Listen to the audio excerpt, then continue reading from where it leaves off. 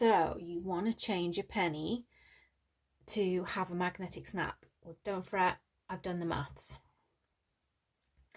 So on the outer front pocket, use your pattern piece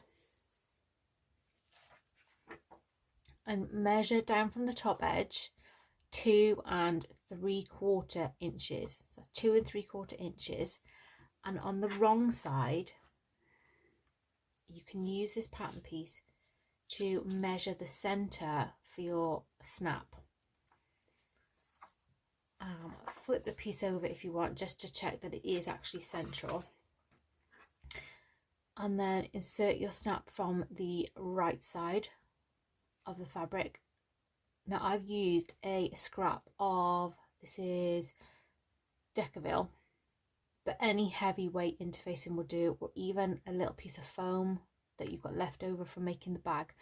This is to add support to the back of the magnetic snap. So that's the body one, and I'm going to cover that with a piece of duct tape, which my husband's stolen, so I have to go and look for it. And then the other change I've made is on the flap.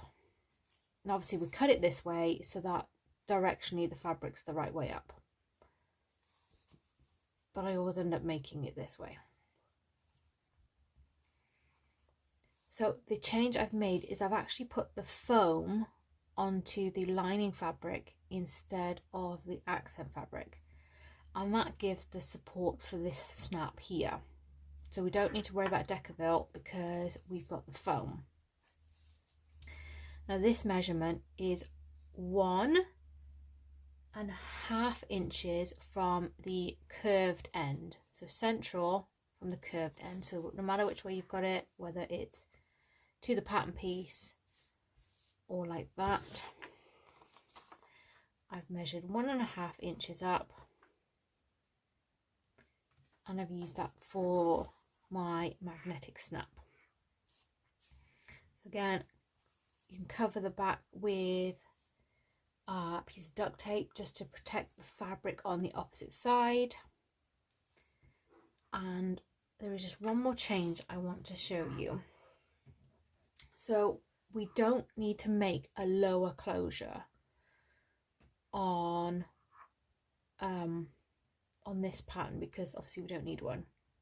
You can just go for a plain flap if you want, but if you still want that detail of the upper closure, that the upper closure gives, obviously we can't just sew one in place because the snap is going to be there.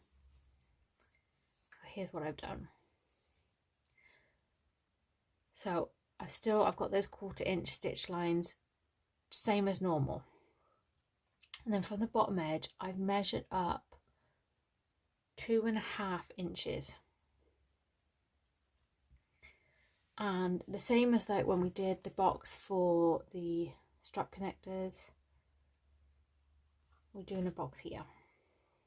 So between the stitch line and the outer edge, up to this 2.5 inch mark, across and back down again. Then when we install this as, which I'll show you in a second, this bit's already got the fancy stitching on, so it's all good.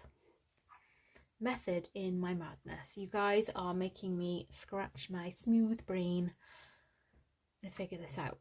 But this is what I'm doing. So I'm going to go ahead, I'm going to construct the penny as per the pattern with these minor changes, and then when I've ready for the flap, I'll just show you the flap then. So be prepared to skip ahead. So when it comes to sewing the flap, as per the pattern, but we've got this boxy bit at the bottom, so just basted these together, and then I'm going to place these together as per the pattern and sew them around with a U shape before I show you what I'm going to do next. So I've completed the flap as per the pattern, Now, I obviously kept in the upper closure, even though we've got a snap hook. And that's because I wanted to add a little something to mine. You don't have to do this. This is purely a, I wonder if it'll work.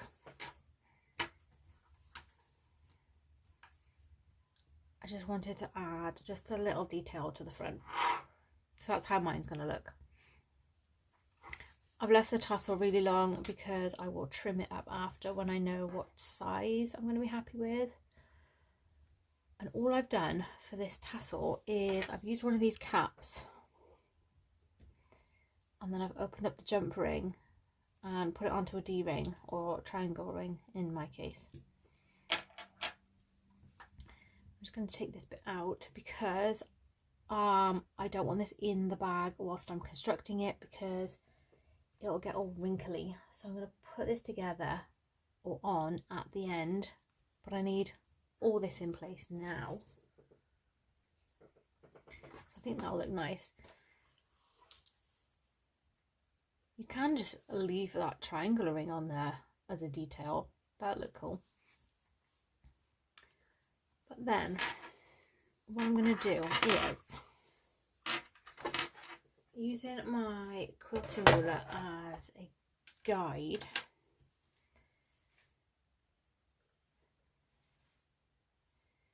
to center this upper closure piece in place. Now the reason we stitch that far is because that is roughly, that covers where the magnetic snap is. So if you have a feel, that's there, that is roughly there. So it's nowhere near this top half. But what I'm going to do is top stitch the upper closure, I keep saying connector, upper closure in place by stitching a box like this one down here, but I'm going to go about 1/4 inch above this stitch line and then back up again.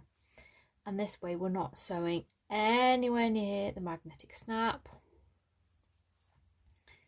If you're a little bit dubious, a little bit worried, feel free to go 1/2 inch above, you know. All we're doing is just sewing this in place. And like I said, if you didn't want to do this and you want to leave this off completely and have it just plain, absolutely fine, whichever works. I'm just adding a little bit of detail, that's all. So sew these together, avoiding any of this area because this is where the snap is.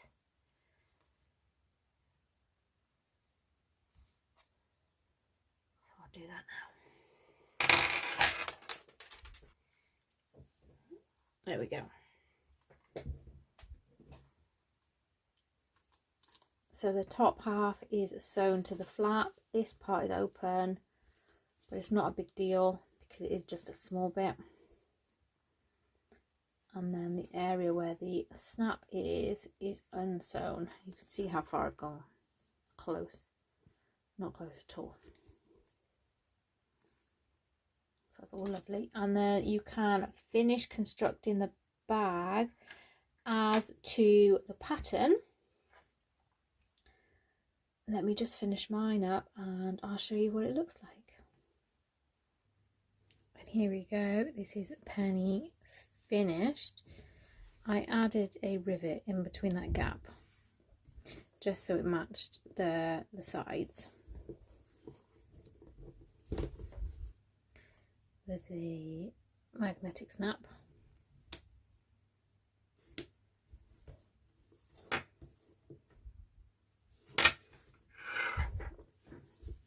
As I said, I've also added this nice long tassel just to give it a little something, but it would look good, just as good without. There we go. Any questions, please do ask. But there we go. Penny, but with a snap.